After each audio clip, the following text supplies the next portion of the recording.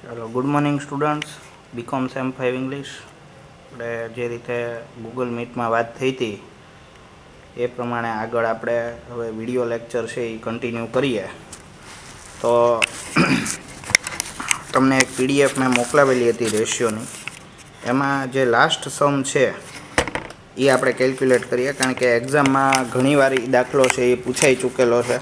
Okay, અને એક્ઝામની દ્રષ્ટિએ ઇમ્પોર્ટન્ટ છે. ઓકે, તો આપણે એ સ્ટાર્ટ કરીએ. સૌથી પહેલાં તો તમને બે કંપનીઓ પ્રોવાઈડ કરી છે, કંપની એ અને કંપની બી, બરાબર. અને તમને જે રેશિયોઝ ફાઇન્ડ આઉટ કરવાના કીધા છે એમાં current ratio, debtors ratio, operating ratio, rate of return on shareholders fund અને rate of return on total capital employed. Okay, અને ઇન્ફોર્મેશન બધી જે પ્રોવાઈડ કરી છે એ કમ્બાઇન્ડ ઇન્ફોર્મેશન પ્રોવાઈડ કરી છે, એટલે કે પ્રોફિટ એન્ડ લોસના કમ્પોનન્ટ્સ અને બેલેન્સ શીટના કમ્પોનન્ટ્સ બધું જ તમને ટેબલમાં આપી દીધું છે. તો સૌથી પહેલાં કરંટ રેશિયો આપણે ફાઇન્ડ આઉટ કરીએ. તો કરંટ રેશિયો માટે આપણને બધાને ફોર્મ્યુલા ખબર જ છે કે current asset divided by current liabilities. તો આપણને એના માટે કરંટ એસેટ્સ છે તો એ ફાઇન્ડ આઉટ કરવી પડશે. કરંટ એસેટ્સ ફાઇન્ડ આઉટ કરી નાખીએ આપણે. હવે જો અહીંયા એ લિમિટેડ અને બી લિમિટેડ બંને લખી જ નાખું છું પેરેલલ, એટલે આપણે ઇઝીલી એનું કેલ્ક્યુલેશન છે એ કરી શકીએ. ઓકે, હવે જુઓ તો સૌથી પહેલાં કરંટ એસેટમાં તમે ચેક કરશો ને તો total sale, cost of goods sold, net profit, equity share capital, retained earning, debentures, આવું બધું આપેલું છે. હવે કરંટ એસેટમાં તમે ચેક કરશો તો ત્રણ આઇટમ્સ છે જે તમે છેલ્લેથી જુઓ તો સ્ટોક, ડેટર્સ અને કેશ. એટલે એટલી વસ્તુઓ તમારે ધ્યાનમાં લેવાની છે કે સ્ટોક, ડેટર્સ અને કેશ. ઓકે, તો સ્ટોકમાં તમે ચેક કરશો તો 64,000 ને 1,60,000. પછી તમે ડેટર્સ ચેક કરશો તો 80,000, 72,000. પછી કેશમાં ચેક કરશો તો 32,000 અને 20,000.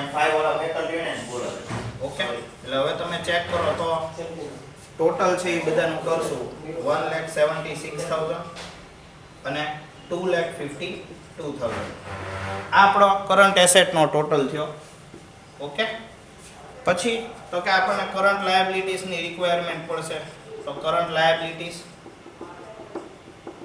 એમાં પણ તમે ચેક કરશો તો બહુ લિમિટેડ તમને ફિગર્સ છે એ આપેલા છે. તમે ચેક કરો તો સન્ડ્રી ક્રેડિટર્સ અને બેંક ઓવરડ્રાફ્ટ, એમાં આપણી પાસે બે જ કરંટ લાયબિલિટી છે, એટલે કે 70,000 રૂપીસ અને 1 લાખ રૂપીસ. બેંક ઓવરડ્રાફ્ટમાં ચેક કરશો તો 18,000 અને 40,000. ટોટલ તમે ચેક કરવા જાઓ તો ટોટલ 88,000 અને 1,40,000 આ રીતે છે. ઓકે, હવે તમારે એ લિમિટેડ અને બી લિમિટેડ બંને માટે કેલ્ક્યુલેશન કરવાની કરંટ રેશિયોની. તો એ લિમિટેડના જે ફિગર્સ છે એમાં કરંટ એસેટ છે 1,76,000 ડિવાઇડેડ બાય કરંટ લાયબિલિટી કેટલી છે 88,000. તો તમે ચેક કરશો તો એનો આન્સર આવશે 2:1. ઓકે, પછી તમે ચેક કરવા જાઓ તો તમારી પાસે બી લિમિટેડ છે. બી લિમિટેડમાં આપણને 2,52,000 અને 1,40,000. તમે ચેક કરવા જાઓ તો એમાં 1.8:1 એવો આન્સર આવે છે. ઓકે, હવે જો આમાં તમને કોમેન્ટ કરવાનું પણ સાથે કીધેલું છે, તો જ્યારે કોમેન્ટ કરતા હો ત્યારે તમે ઇઝીલી આમાં કમ્પેર કરીને કહી શકો કે કરંટ એસેટ વાળો જે પણ કમ્પોનન્ટ છે એ કંપનીનો કેવો છે, તો કે સ્ટ્રોંગ છે કંપની એનો.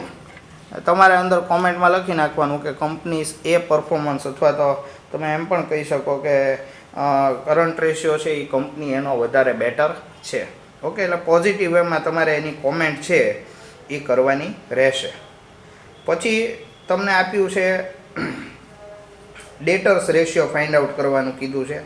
તો જે ડેટર્સ રેશિયો છે એ તમે ફાઇન્ડ આઉટ કરવા જાઓ તો તમને આમ જોવા જાવ તો ટોટલ સેલ્સ આપેલું છે અને આપણી જે રિક્વાયરમેન્ટ છે એ કેવી છે, ક્રેડિટ સેલ્સની.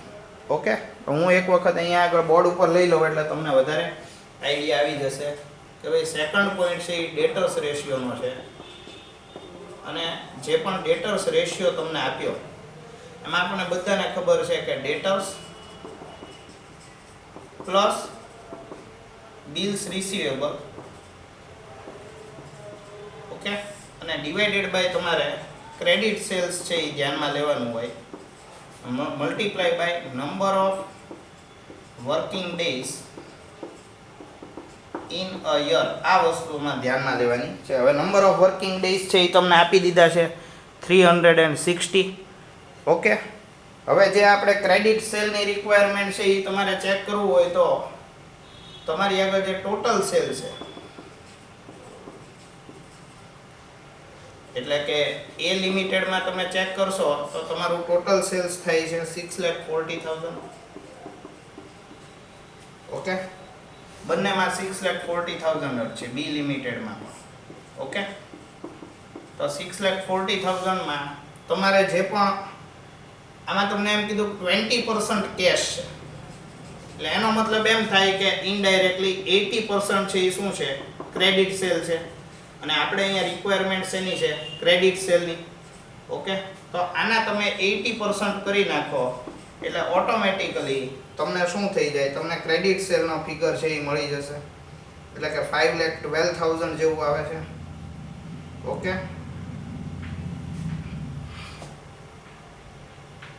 5,12,000 બુકમાં આવે છે એ પ્રમાણે હું જોઈ લઉં એક વખત કે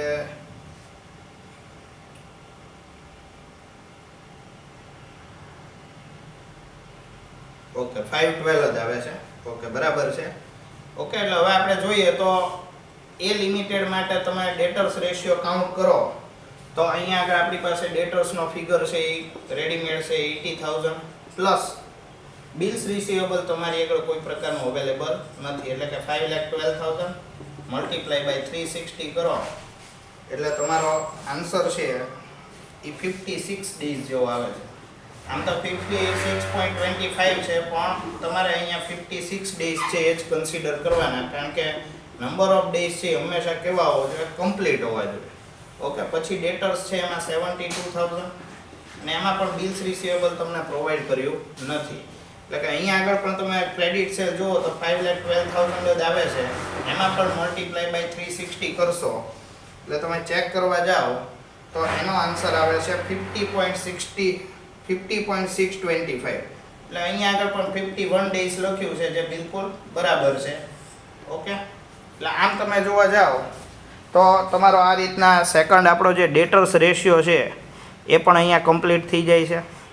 ઓકે, હવે આપણે આગળ વધીએ તો આપણે ઓપરેટિંગ રેશિયો છે એ ફાઇન્ડ આઉટ કરવાનો તમને કીધેલો છે. બરાબર, હવે ઓપરેટિંગ રેશિયો છે એ આપણે ફાઇન્ડ આઉટ કરવાનું સ્ટાર્ટ કરી દઈએ.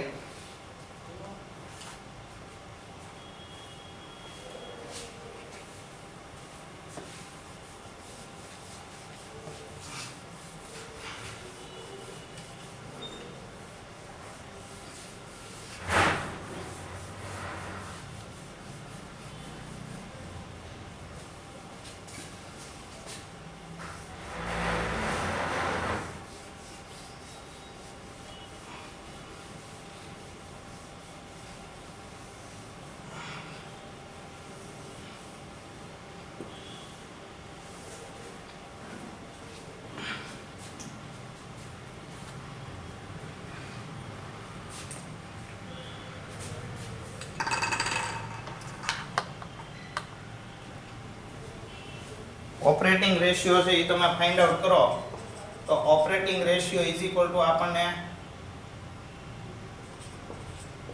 બધાને ખબર જ છે કે operating ratio is equal to COGS plus operating expenses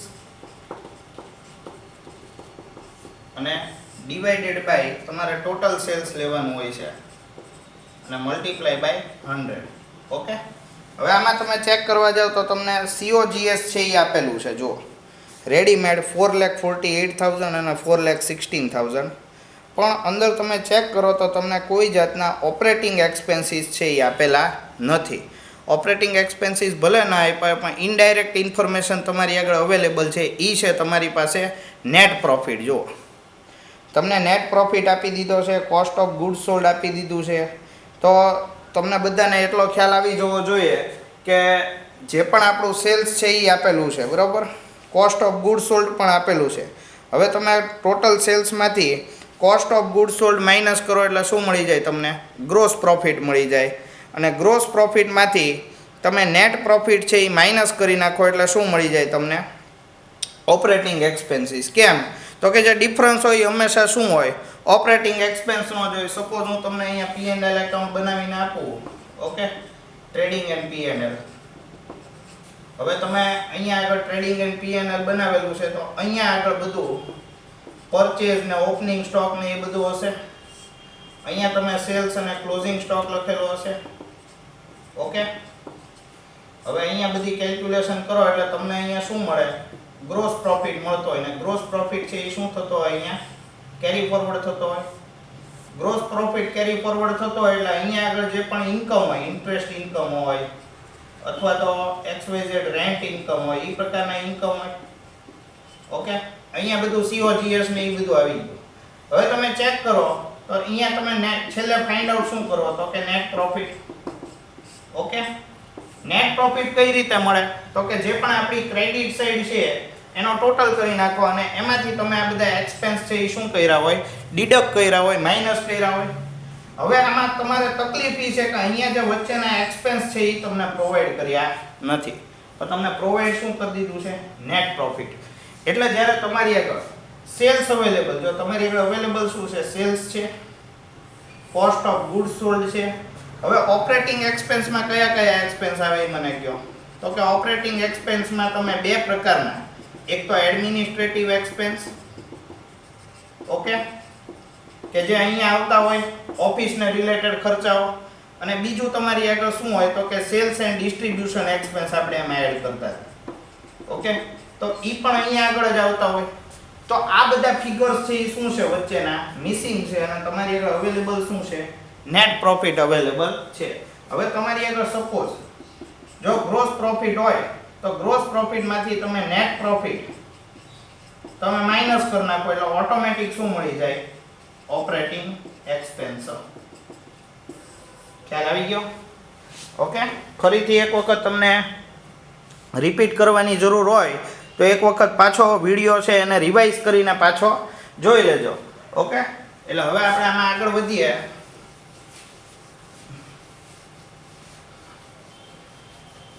તો તમારે સૌથી પહેલા ઓપરેટિંગ એક્સપેન્સ ફાઇન્ડ આઉટ કરવા માટે શું કરવું પડશે? તો કે ઓપરેટિંગ એક્સપેન્સ ફાઇન્ડ આઉટ કરવા માટે તમારે સૌથી પહેલા તો અહીંયા સેલ્સ લખી નાખવું પડશે. A લિમિટેડ અને B લિમિટેડ બંને લખી નાખવું. બંનેનું સેલ્સ છે એ કાંઈક 6,40,000 જેવું હતું. ઓકે, હવે તો એમાં આગળ વધો તો એમાંથી લેસ શું થાય? લેસ થશે COGS, cost of goods sold. Okay, તો હવે કોસ્ટ ઓફ ગુડ્સ સોલ્ડ તમે ચેક કરો તો કોસ્ટ ઓફ ગુડ્સ સોલ્ડ છે કંપની એમાં 4,48,000 છે અને B માં છે એ 4,16,000 છે. Cost of goods sold minus કરો એટલે શું મળી જાય તમને? હંમેશા ગ્રોસ પ્રોફિટ મળશે. અને ગ્રોસ પ્રોફિટ તમે કરો એટલે 1,92,000 અને 2,24,000. ઓકે, હવે ગ્રોસ પ્રોફિટમાંથી તમારે શું કરવાનું છે? લેસ.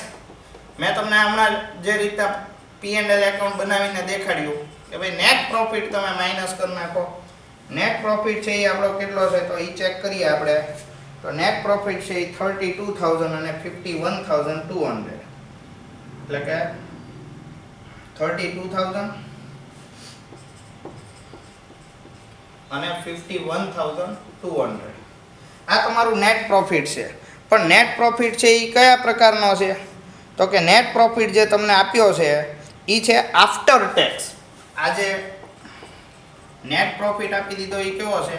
After tax. જેમાં કેટલા પર્સન્ટેજ ઇન્કમ ટેક્સ છે? તો કે 50% ઇન્કમ ટેક્સ છે એ ડિડક્ટ થઈ ચૂકેલો છે. એટલે સાથે આપણે શું કરવું પડે? 50% ઇન્કમ ટેક્સ છે એ પણ તમારે માઇનસ કરવો પડશે, ત્યારે તમને ઓપરેટિંગ એક્સપેન્સ મળશે. હવે જ્યારે 50% હોય ઇન્કમ ટેક્સ, ત્યારે જેટલી અમાઉન્ટ નેટ પ્રોફિટની થતી હોય એટલી જ અમાઉન્ટ છે એ ટેક્સમાં ગઈ હોય. ઓકે, એટલે કે 51,200 અહીંયા 32,000. હવે તમે 1,92,000 માંથી 64,000 હું માઇનસ કરી જાઉં, બરાબર 1,28,000 આવે છે કે નહીં જોઈ લઈએ. બરાબર, ઓકે. તો 1,28,000. એક વખત શું છે કે વચ્ચે બુકના ફિગર્સ પણ ચેક કરી લેવા જરૂરી છે, કારણ કે આપણી બુક છે અને આપણને એનો અંદાજ છે જ કે આમાં ઘણી વાર બધાથી શું થાય છે કે મિસ્ટેક થઈ જતી હોય છે. ઓકે, 1,21,600. હવે જો આવો નાનો એવો ટ્વિસ્ટ છે એ દાખલામાં આપી શકાય.